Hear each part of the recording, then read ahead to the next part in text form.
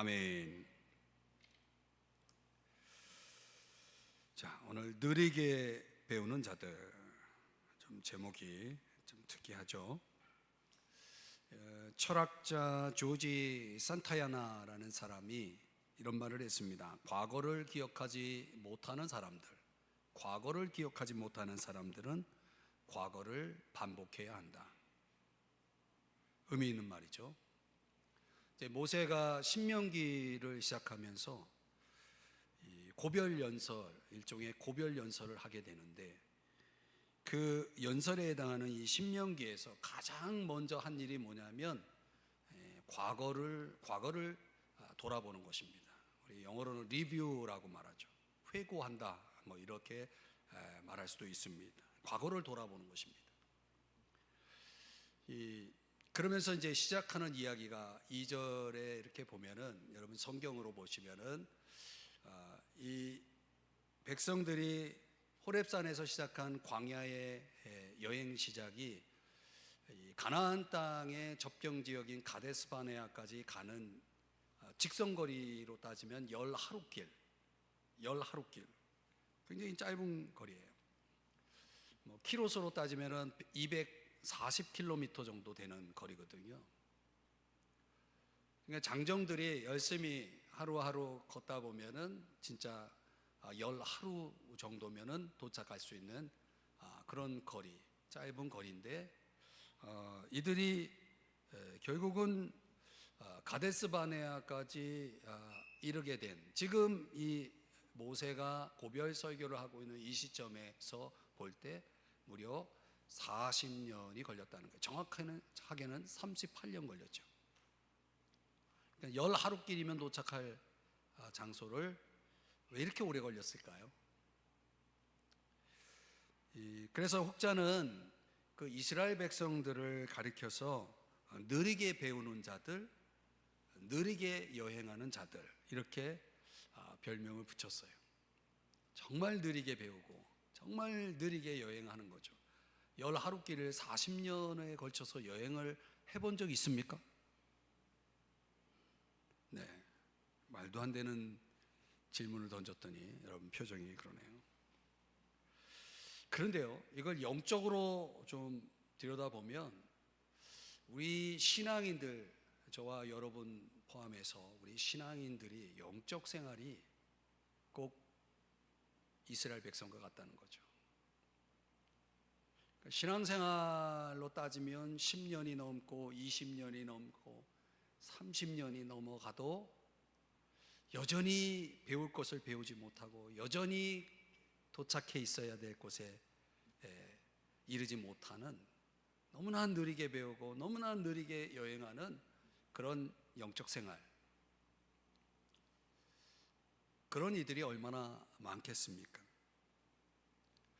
우리가 지금 신명기를 보고 있지만 이 신명기는 사실상 우리의 거울이라고 할 수 있는 거죠. 하나님께서 이 성경을 통해, 신명기를 통해서 이스라엘 백성들의 이야기를 하는 듯 하지만 사실은 우리의 이야기를 하고 계시는 겁니다.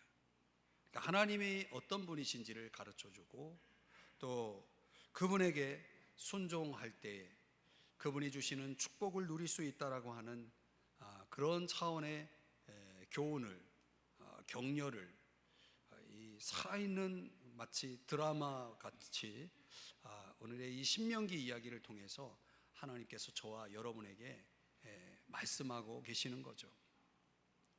그래서 우리가 신약 성경에서 언급하고 있는 내용을 보면, 로마서 15장 4절에 보면 사실 이 이스라엘 백성들의 이야기는 우리의 교훈을 위해서 기록된 것이다, 이렇게 적용을 하고 있는 거죠. 또 고린도전서 10장 11절 12절의 말씀에 보면, 자, 이 말씀은 여러분 자막을 보면서 같이 한번 읽어보겠습니다. 시작. 그들에게 일어난 이런 일은 본보기가 되고 또한 말세를 만난 우리를 깨우치기 위하여 기록되었느니라. 그런즉 선줄로 생각하는 자는 넘어질까 조심하라. 아멘. 그들에게 일어난 일, 그들은 누구예요? 이스라엘 백성들이죠. 그들에게 일어난 이런 일은 뭐가 된다? 본보기가 되고, 말세를 만난 우리, 말세 중에 말세 아닙니까? 저와 여러분을 뭐 하기 위해서? 깨우치기 위해서 기록되었다. 우리 자신이 생각할 때는 손줄로 생각할지 모르지만은 이스라엘 백성들이 그 긴 너무나 느리게 여행을 하면서 겪었던 그대로 우리도 그들과 다르지 않은 그런 경험 속에 빠질 수 있다라고 하는 것을 경고하고 있는 거죠. 자, 그래서 오늘 이 신명기를 열으면서 제가 아주 오래전에 이 신명기 강의를 했었는데 좀 다른 각도에서 다른 관점에서 좀 더 깊이 있게 신명기를 한 장 한 장 풀어가면서 여러분들과 좀 은혜를 받고자 합니다. 오늘 1장에서 저는 이 느리게 배운 자들 이스라엘 백성들에게서 저와 여러분의 본보기로 그들을 통해서 우리에게 말씀하시는 하나님의 음성이 무엇인지, 하나님이 우리에게 그들을 보여주면서 우리에게 원하시는 것이 무엇인지를 함께 생각해 볼 때 세 가지를 생각해 보려고 합니다. 첫 번째는 말씀 삶을 훈련해야 한다는 것이죠. 자, 신명기라고 하는 그 책 자체가 두 번째 율법이라는 뜻입니다. 두 번째 율법에서 따온 제목이죠. 정확하게는 신명기 17장 18절에 이 단어가 나옵니다. 등사본, 오늘날 복사본, 이렇게도 말할 수 있는 거죠. 이 두 번째 율법이라는 그 제목에서 나온 성경명 신명기라고 하는 지금 우리가 성경을 보고 있는데, 그러니까 결국은 원래 첫 번째 주셨던 그 율법을 뭐 하는 거예요? 반복하고 있는 거죠. 다시 말씀하고 있는 거예요. 누구에게? 제2세대들에게. 제1세대들은 어떻게 됐습니까? 광야에서 다 죽었죠. 그리고 광야에서 태어난 제2세대들에게 첫 번째 율법을 받을 때 없었던 그들이기 때문에 그들에게 똑같은 내용의 율법을 그들의 입장에서 모세가 하나님의 말씀을 신실하게 뭐 하냐면 반복하고 있다는 것입니다. 이 반복의 목적이 뭐겠습니까? 이 세대들에게 교훈을 선사하는 거죠. 너희들 이 말씀, 하나님 아버지의 말씀에 좀 귀를 기울여야 된다. 이 말씀을 통해서 하나님에 대해서, 하나님이 원하시는 것에 대해서 좀 바르게 인식할 수 있도록 이제 모세가 하나님의 율법을 이미 앞서 1세대들이 받았던 율법보다는 좀 더 디테일하게, 보다 더 폭넓게 그 말씀을 풀어내어서 이 신명기 말씀이 주어집니다. 그래서 1장 1절 보시면은 이는 모세가 이스라엘 무리에게 선포한 말씀이다. 선포한 말씀입니다. 오늘 이 말씀을 주시는 목적, 왜 이 말씀을 선포하고 있느냐라고 하는 것을 이어지는 2절 3절에서 우리가 첫 번째 이유를 볼 수가 있습니다. 자, 아까 설명한 대로 호렙산에서 세일산을 지나 가데스 바네아까지 10하룻길이었더라. 2절은 여러분이 한번 읽어주세요. 시작. 11째 달 그 달 첫째 날에 모세가 이스라엘 자손에게 여호와께서 그들을 위하여 자기에게 주신 명령을 다 알렸으나. 자, 호렙에서 가데스 바네아까지 10하룻길이면 도착할 장소에 40년이 걸렸다. 왜 이렇게 오래 걸렸느냐? 한마디로 말하면 그들의 불신앙 때문에, 불순종 때문에 그렇게 되었다는 것이죠. 그러면서 이 이스라엘 무리에게 지금 말씀을 선포하고 있는 그 선포의 장소는 어디냐면 바로 가나안 접경지 모압 광야, 모압 평야라고 말하죠. 이제 곧 가나안 땅으로 들어가야 될 이 세대들에게 지금 이 말씀을 주고 있는 거예요. 그들을 위하여 자기에게 주신 명령을 다 알렸지만은 그 3절의 말씀 속에서 이제 4절 또 이어지는 내용을 보시면, 그때는 모세가 헤스본에 거주하는 아모리 왕 시온을 쳐 죽이고 에드레이에서 아스다롯에 거주하는 바산 왕 옥을 쳐 죽인 후라. 요단 동편에서 뭘 경험한 겁니까? 승리를 경험한 거죠. 이 앞서 2절 3절에서 언급하고 있는 내용의 근거는 뭡니까? 그 속에서는 백성들이 어떤 이유로 인해서 그들이 그 오랜 느린 여행을 하게 되었는지 일종의 실패의 원인을 지적해 주고 있는 거고, 또 한쪽 4절에서는 그들이 어떻게 승리했는지를, 그 승리를 언급하고 있다면, 그 두 가지를 연결해 보면 결국은 삶의 승패는 뭐에 달려 있다? 말씀에 대한 순종 여부에 달려 있다라는 것을 말씀하고 있는 거죠. 왜 그들은 실패했습니까? 말씀을 순종하지 않아서. 왜 그들은 승리할 수 있었습니까? 말씀에 순종해서. 그 승패의 열쇠를 이 말씀을 통해서, 신명기 말씀을 통해서 다시 한번 제2세대들에게 일깨워 주고 있는 내용입니다. 왜 이 말씀을 선포하고 있느냐? 그들이 이기고 지는 그 여부를 결정하는 중요한 그 열쇠를 깨닫게 하기 위해서. 두 번째는 뭐냐면 영적 무장이죠. 다시 말씀드리면 5절 말씀 한번 보시겠습니다.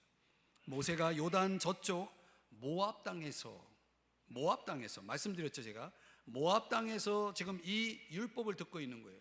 모압 땅은 바로 요단 건너편이에요. 요단을 넘으면 가나안 땅이에요.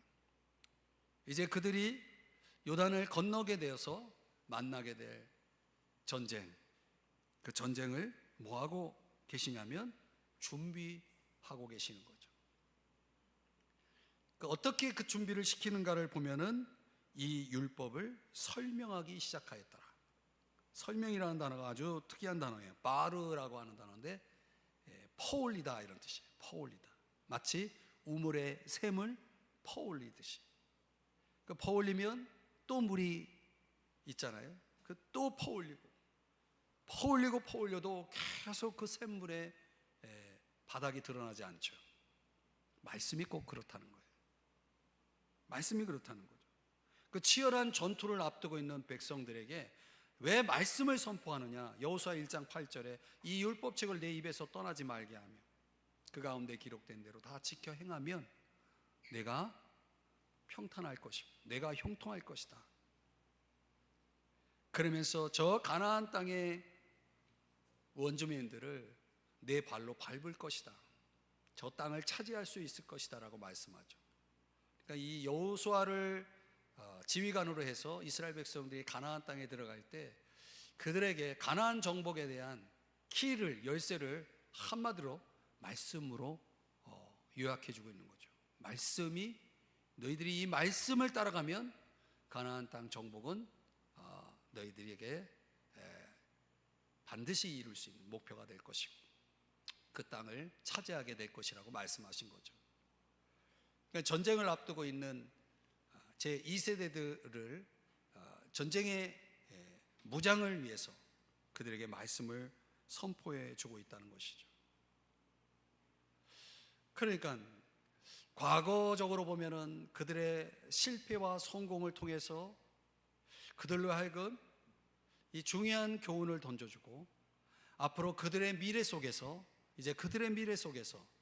펼쳐질 그 전쟁의 무장을 위해서 이 모든 것을 다 포함해서 그들의 가장 필요한 하나님의 말씀을 선포해주고 설명해주고 있다는 거죠. 퍼올려주고 있다는 것입니다. 말씀을 받는 생활, 이 말씀의 퍼올림이 그들에게 가장 중요한 요소였다라고 하는 것을 말씀하는 겁니다. 그러면서 1장 6절로 가보시면 너희가 이 산에 거주한 지 오래니 라고 하는 이 내용, 앞부분에 제가 생략을 하고 있지만은 이스라엘 백성들이 시내산에 도착한 것은 출애굽기 19장 1절에 언급되고 있는데 그 내용에 애굽 땅을 떠난 지 3개월이 되던 날, 그러니까 애굽 이후에 3개월 지나서 그들이 시내산에 도착하죠. 그리고 민수기 10장 11절 12절의 말씀에 의하면 언제 그들이 시내산을 출발하게 되냐면 둘째의 둘째 달 수모날. 그러면 계산이 나옵니까? 시내산에서 얼마나 있었다는 거예요? 아무 생각이 없습니까? 3개월째 됐을 때 시내산에 도착했어요. 시내산을 출발할 때가 둘째 달이에요.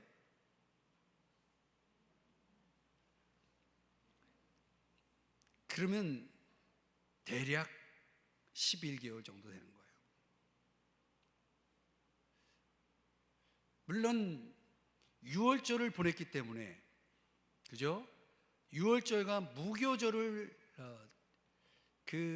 아우르는 그 절기가 끝난 시점에서 홍해를 건너고 출애굽했기 때문에 그 날짜까지 고려한다 그러면 대략 11개월 보름 정도 됐다라고 볼 수도 있습니다. 그러니까 조금 전에 1장 6절 신명기의 말씀에 보면 너희가 이 산에 거주한 지 오래니 얼마나 오래됐다는 거예요? 11개월 보름 정도 됐다는 거예요. 그 왜 하나님은 시내산에서 하나님이 율법을 주시고, 그죠? 율법을 주시면서 11개월 반 보름 정도의 기간, 오랜 시간을 거기에 머물게 했을까요? 이게 본격적인 광야 여정과 더 나아가 가나안 땅 정복을 향해 나아가야 할 백성들을 왜 그렇게 시내산에서 오래 머물게 했느냐라고 하는 것이죠. 거기서 두 가지 중요한 게 주어지죠. 하나는 율법, 또 하나는 성막, 설계도. 이 성막, 율법이라는 것은 신약적으로 해석하면 죄를 깨닫게 하는 거 아닙니까? 성막은 구세주를 깨닫게 하는 거 아닙니까? 구원의 필요성을 깨닫게 하는 거죠. 그러니까 율법과 성막이라는 것을 통해서 신약적으로 풀이하면은 회개와 믿음을 가르치느라고 11개월 반이 걸렸다는 거죠. 그 회개와 믿음을 가르친 이유가 뭡니까? 계속 여러분에게 질문하는 이유가 여러분들을 하여금 생각하라고 질문하잖아요. 그러니까 왜 회개와 믿음을 이렇게 오랜 시간, 신약적으로 말하면 그게 복음이죠. 그러니까 복음을 왜 이렇게 오랫동안 가르친 겁니까? 회개와 믿음을 통해서만이 구원에 이르는 지혜를 얻기 때문에. 그렇죠? 그들의 광야에서 어떻게 구원을 얻을지, 나아가 가나안 땅에서 그들이 하나님으로부터 받은 이 구원의 은총을 어떻게 누릴 수 있는지를 이 회개와 믿음의 원리를 통해서 깊이 있게 율법과 성막이라고 하는 두 개의 도구를 통해서 하나님께서 시청각 교육을 하셨던 것입니다. 디모데후서 3장 15절에 보니까 성경은 능히 너로 하여금 그리스도 예수 안에 있는 믿음으로 말미암아 구원에 이르는 지혜가 있게 하느니라. 사실상 이스라엘 백성들에겐 율법과 성막이 주어졌다면 오늘날 우리에게는 성경이라는 걸 통해서 바로 이 구원에 이르는 지혜를 주시는 거죠. 그러니까 11개월 반 동안 그것을 스터디하지 않고는, 그것을 깊이 배우고 깨닫지 않고는 그들이 가나안을 향해 출발할 수가 없었던 거예요. 저는 이게 중요한 원리를 우리에게 제시해 준다는 거죠. 이 율법을 설명하기 시작하니라.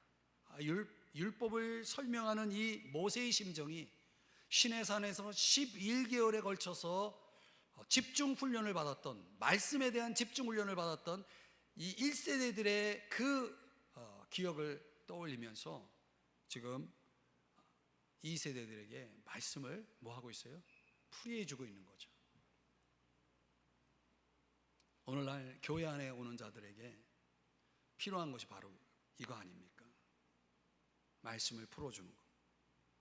그래서 그 말씀을 가지고 살아가게 하는 것, 구원에 이르는 지혜를 가지고 구원을 받고 구원의 삶을 살아가게 하는 것,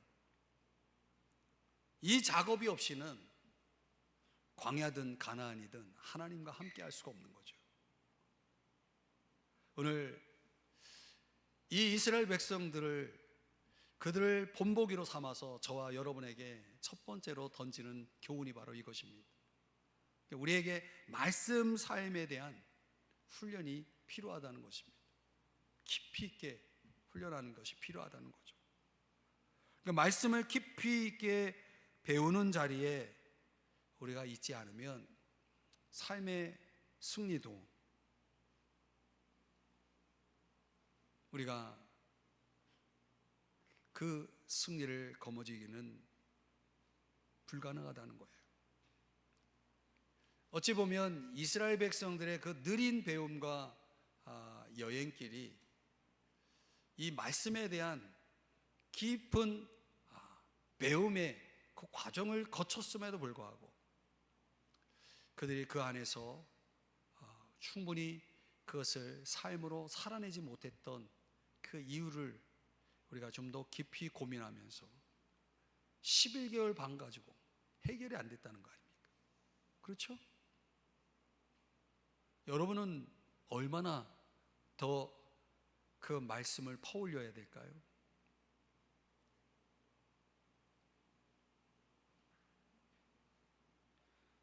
우리가 이 신명기를 풀이하면서 제일 먼저 그 설명이라는 단어, 퍼올리기, 그 말씀의 깊은 샘을 받아 마시고 그 안에서 그것을 소화해내는 그런 성도들이 우리 삼성중앙교회 안에 가득하기를 주의 이름 축복합니다. 저는 그런 교회를 꿈꿉니다. 마치 시내산에서 그 말씀 학습에 집중하고 그 안에서 충분히 그 말씀을 터득하는 그런 시간을 거쳤음에도 불구하고 광야에서 실패한 이스라엘 백성들이 그들의 그 실패를 우리가 성경에서 목격하는 것처럼 어쩌면 우리의 그 학습도 그런 많은 실패와 넘어짐을 경험하게 할지도 모르겠습니다. 그러나 다시 두 번째 율법이 주어지지 않습니까? 여기서 힌트를 얻었어요. 그래서 신명기 강해를 또 하는 겁니다, 여러분. 여러분에게 하나님의 말씀을 끊임없이 가르치고,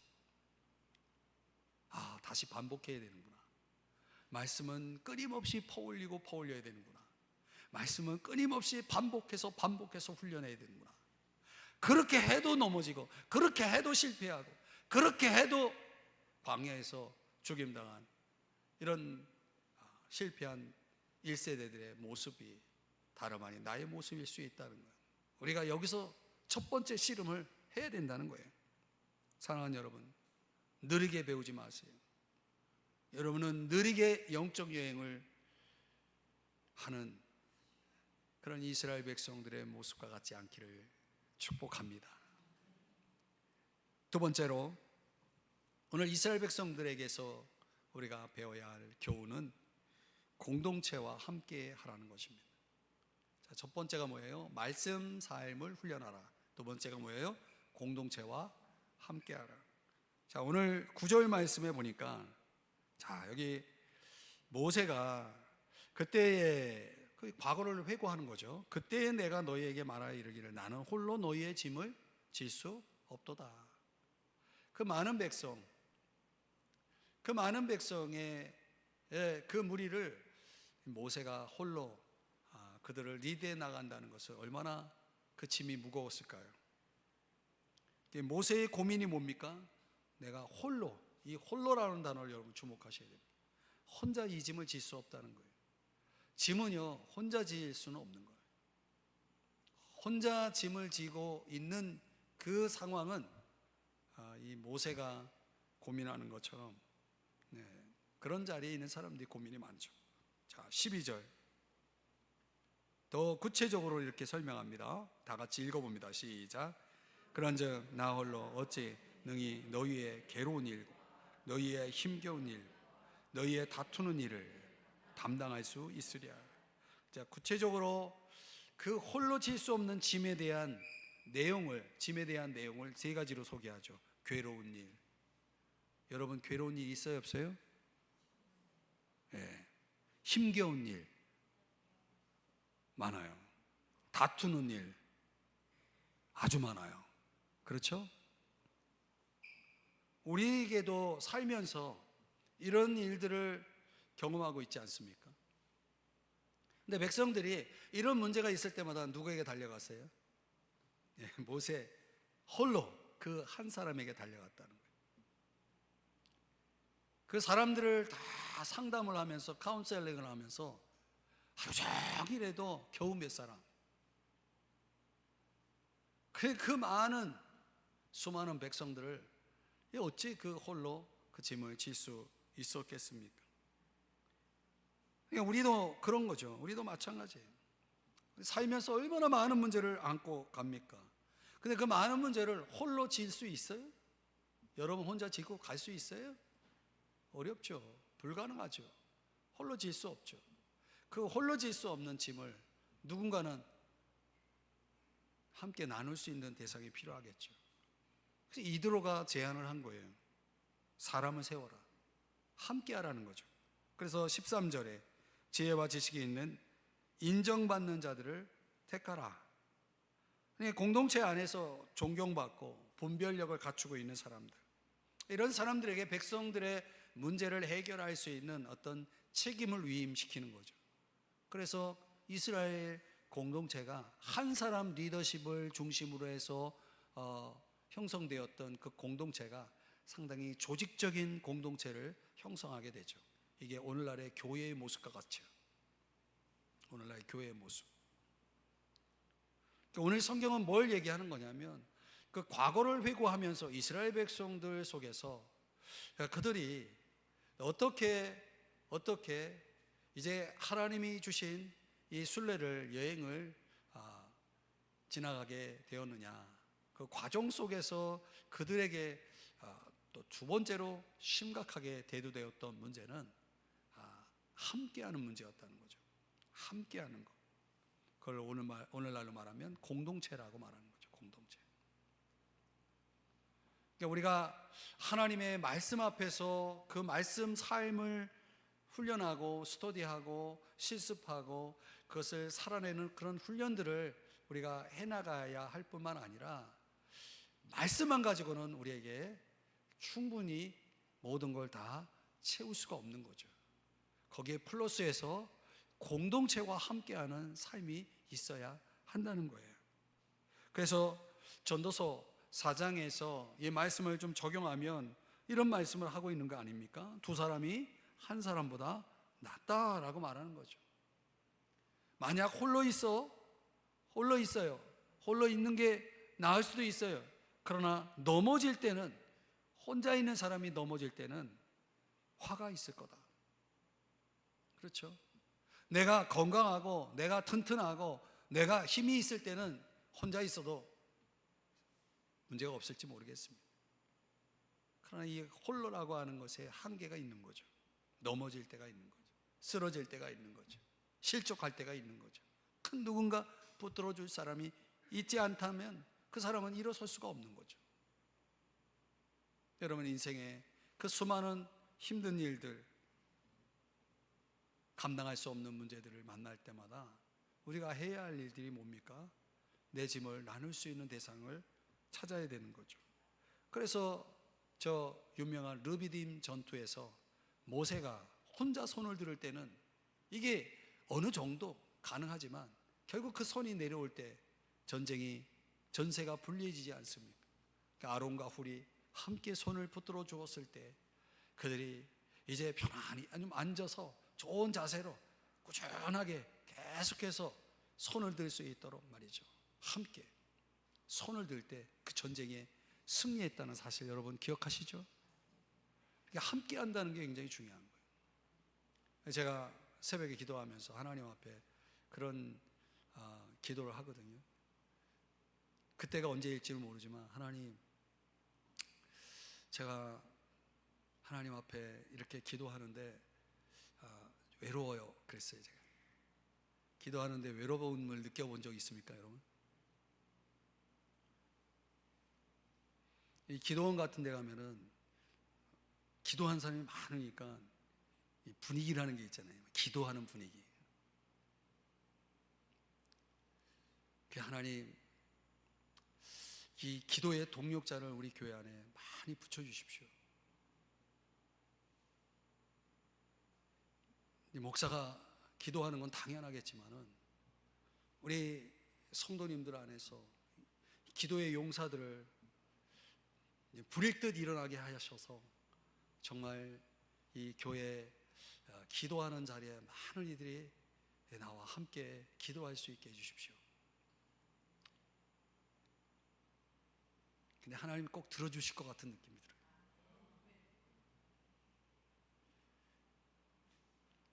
너무 욕심이 많은지 욕심일지는 모르지만 기도원 300명 용사는 돼야 되지 않는가 이런 생각을 하거든요.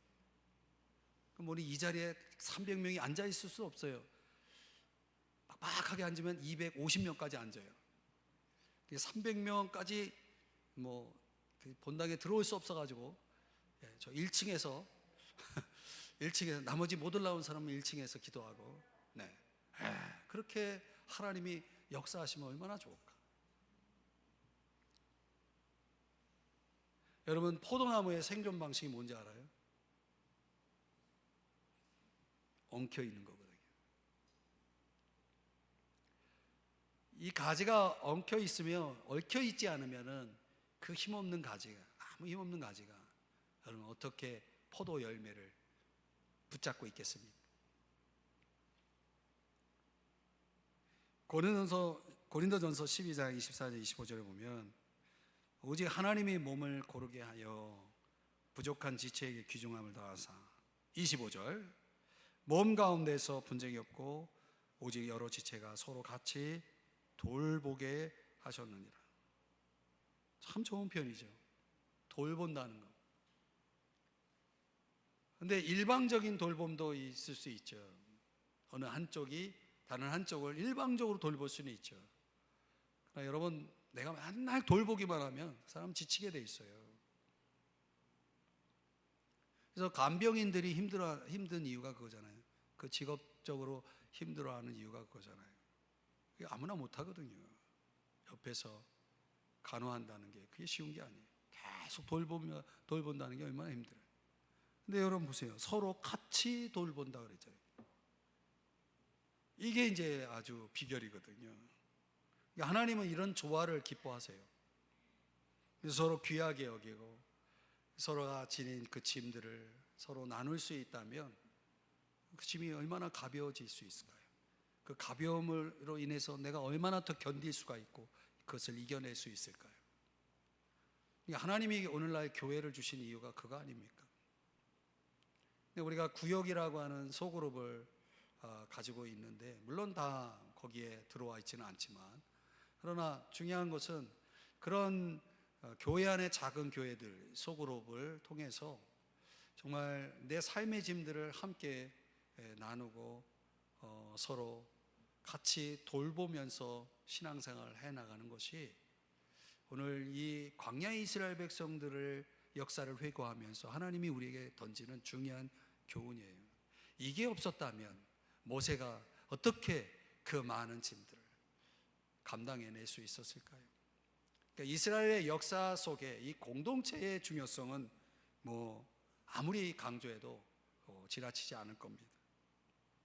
오늘 그들이 느린 여행 속에서도 그래도 그들이 견뎌낼 수 있고 버틸 수 있었던 것은 그 조직력, 이스라엘 공동체가 가지고 있었던 영적 조직력이 있었기 때문이죠. 그 영적인 네트워크가 굉장히 중요한 거예요. 저는 그래서 우리가 정말 서로 같이 돌본다는 차원에서 보면은 나라고 하는 사람과 연결되어 있는 모든 연결고리들을 내가 뭐 해야 돼요? 중보할 수 있어야 되는 거죠.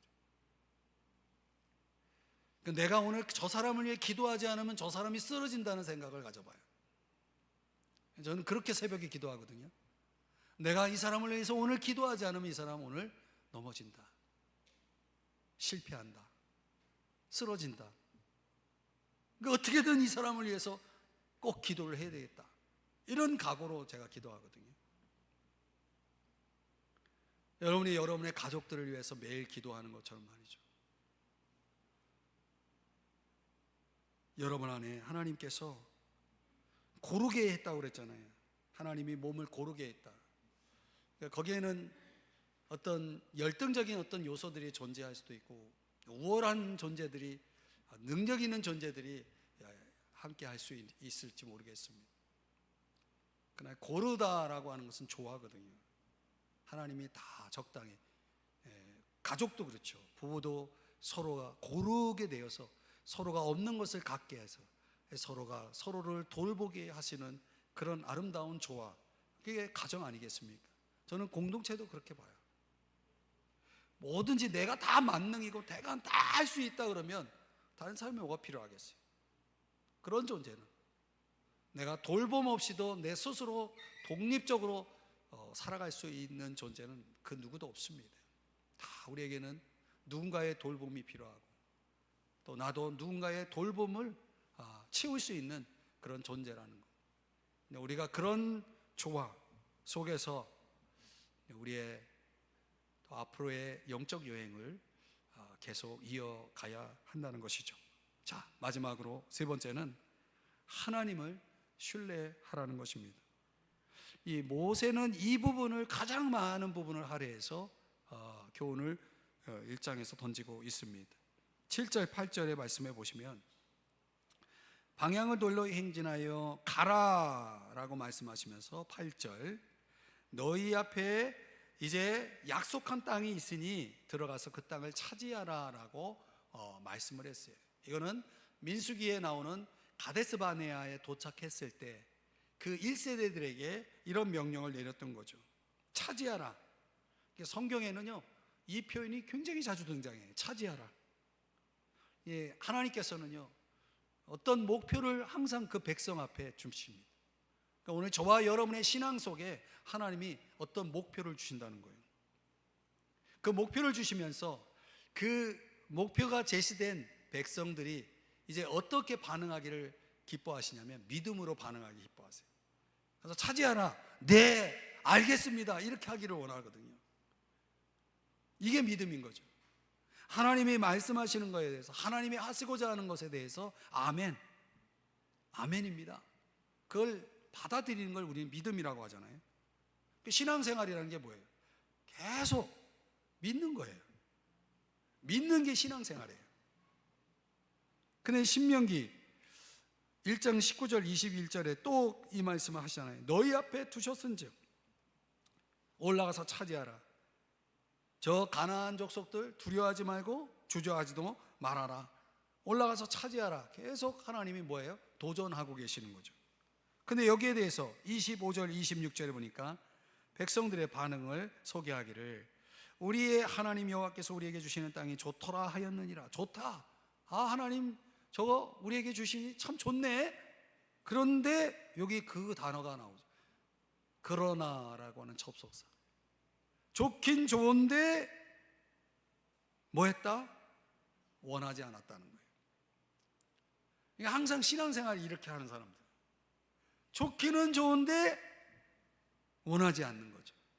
하나님이 원하시는 것을, 하나님 바라시는 것을 거역하는 거죠. 이런 부정의 자세가, 이런 불순종의 경향이 이스라엘 백성들 1세대들에게 깊이 뿌리 박혀 있었다는 것입니다. 그러니까 이렇게 항상 하나님 앞에 불신으로 반응하는 사람들의 특징이 뭐냐면, 눈에 보이는 것을 굉장히 신경 많이 써요. 환경에 시선을 많이 두는 거죠. 그래서 28절, 우리를 낙심하게 하여 말하기를 그 백성은 우리보다 장대하며, 이게 다 보여지는 거예요. 그 성읍들은 크고 성곽은 하늘에 닿았으며, 이건 과장이죠. 우리가 또 거기서 안악 자손을 보았다라고 말하고 있죠. 이 육신의 눈으로 보여지는 그걸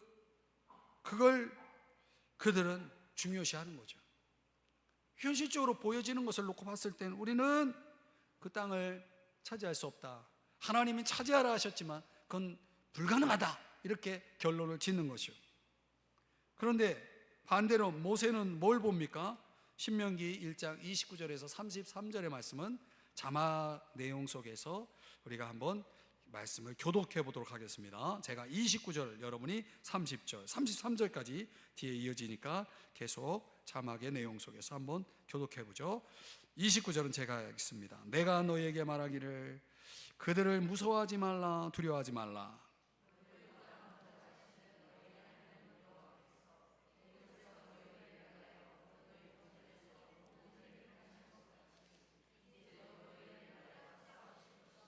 (31절은) 제가요. 광야에서도 너희가 당하였거니와 사람이 자기 아들을 안는 것 같이 너희의 하나님 여호와께서 너희가 걸어온 길에서 너희를 안은사 이곳까지 이르게 하셨느니라 하나.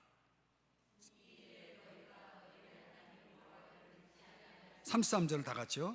그는 너희보다 먼저 그 길을 가시며 장막 칠 곳을 찾으시고 밤에는 불로 낮에는 구름으로 너희가 갈 길을 지시하신 자이시니라. 아멘.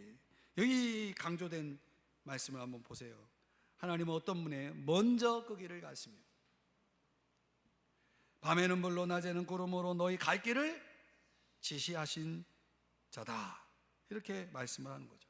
그러니까 이스라엘 백성들의 과거의 여정들을 놓고 봤을 때 지금까지 하나님은 항상 이렇게 하셨다는 거예요. 그런데 지금까지만 이렇게 하는 게 아니라 앞으로도 이렇게 하실 거라는 거죠. 앞으로도 어떤 위기가 올 때마다 그분은 이 백성들을 지키시고 보호하시고 인도해 주시고 싸워 주시고 이렇게 한결같이 지금까지 신실하게 이렇게 해 오셨다. 이 하나님을 믿는다면 너희들은 두려워할 것도 없고 무서워할 것도 없고 주저할 것도 없다, 이렇게 말씀을 하시는 거예요. 그러니까 오늘 저와 여러분이 우리의 삶을 들여다볼 때 지금까지 하나님이 보여주신 신실하심 있지 않나요? 그 변함없는 그분의 그 신실하심 때문에 여러분들이 오늘까지 올 수 있지 않았나요? 오늘 우리가 그분이 하신 일을 잊지 말자는 거예요. 잊지 말자는 거예요. 하나님이 하신 일을 잊지 말자는 거예요. 그래서 모세가 이거 지금 과거의 역사를, 그들의 역사를 다시 반복해서 이 세대들에게 소개하고 있는 거죠. 그런데 이렇게 신실하신 하나님 앞에 백성들의 반응은 뭐였다?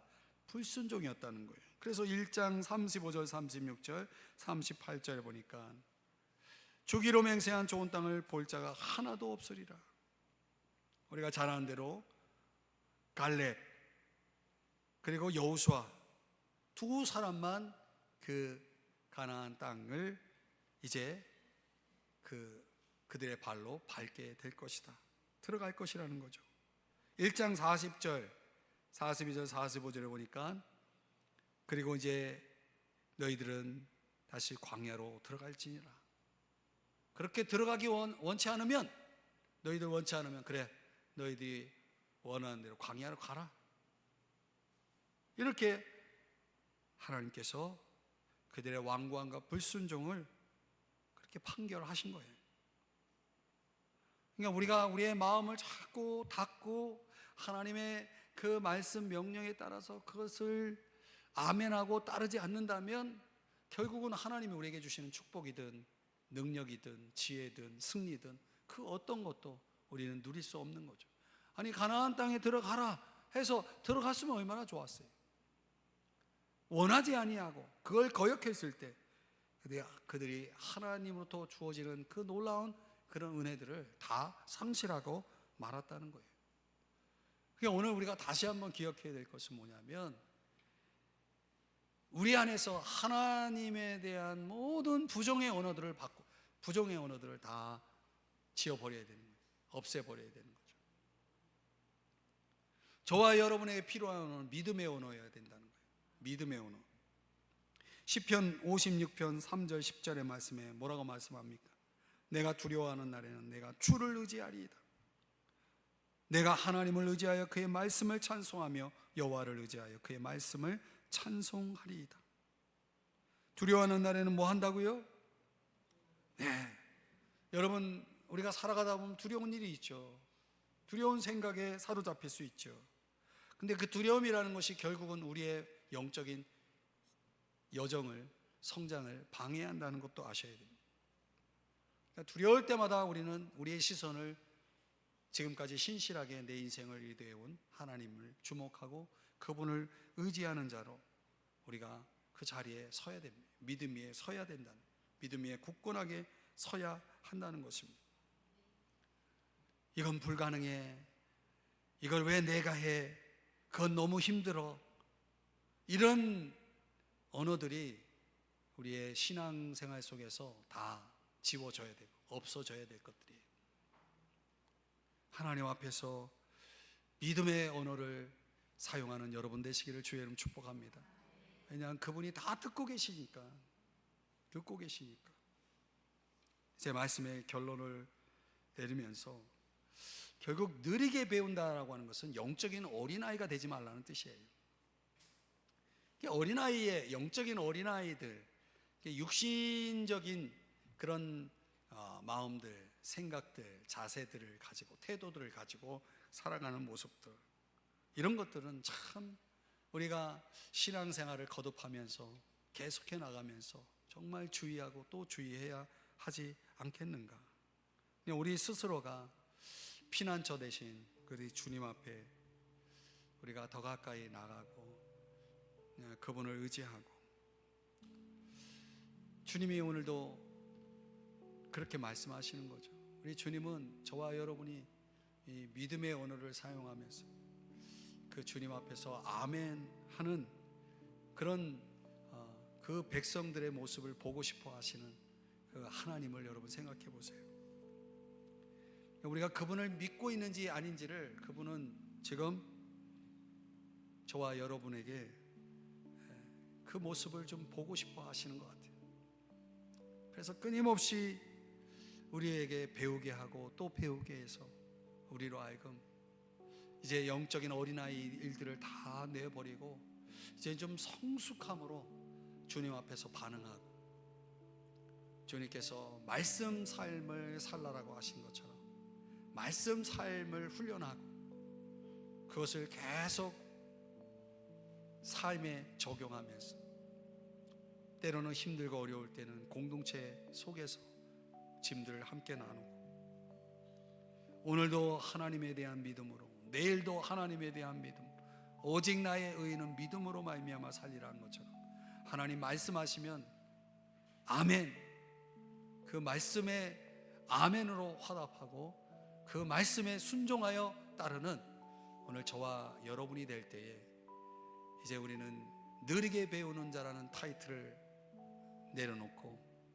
이제 주님 안에서 저와 여러분 모두가 신앙적으로 더 상승하고 신앙적으로 더 성숙해지는 신앙인으로 우리 모두가 전진할 수 있기를 주의 이름 축복합니다.